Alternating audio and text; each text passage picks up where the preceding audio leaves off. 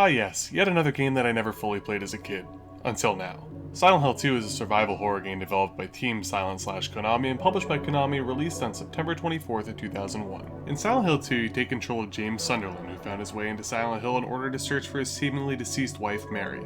Unlike Silent Hill 2 takes place in other spots of the town, which is good for general variety reasons as to not get stale. Along the way, James runs into other people with problems of their own, such as Angela, Eddie, Maria, and the young girl Laura. The best way to describe the tone and story of Silent Hill 2 is a deep, dark plunge into the depths of touchy life subjects and depression. I don't want to go too deep into this, as it's something you need to experience on your own.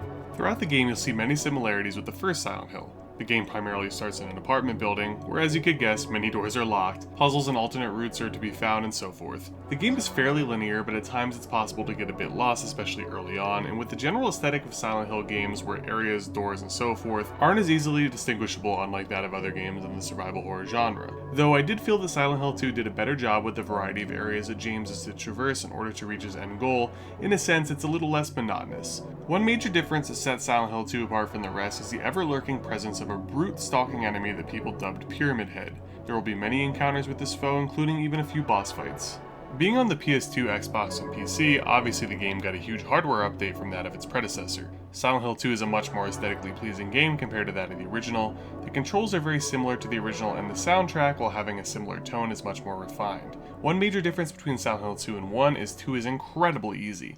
Not to say that the original Silent Hill was that hard, but in the normal mode, Silent Hill 2 gives you an overabundance of ammo and healing items, in which James could probably start his own supply store by the game's end. The one thing that I will say about Silent Hill 2 is that while it's clearly a video game, and a good one at that, I equate this sequel to being more of an experience.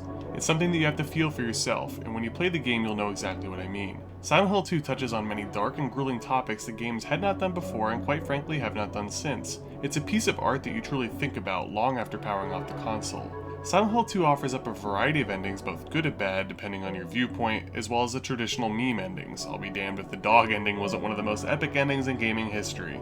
During my playthrough I achieved the in water ending, which to me is the most powerful ending, and from what I read it's essentially canon. I'd be remiss if I did not mention the Born from a Wish alternate scenario where you play as the aforementioned Maria. Although you are indeed getting extra Silent Hill 2 action, I don't know if this was really needed or adds much at all to the story or the mystique of the game. To be honest, it kinda just felt like filler. I wish I could talk a bit more about the story of Silent Hill 2, but that's not really my style on this channel. I don't like spoilers regardless of how old all these games are, so I just want to reiterate one last time, the story is king and paramount in Silent Hill 2. During my return to Silent Hill, I was always intrigued, never bored, rarely challenged, and sometimes frustrated with puzzles or lack of direction.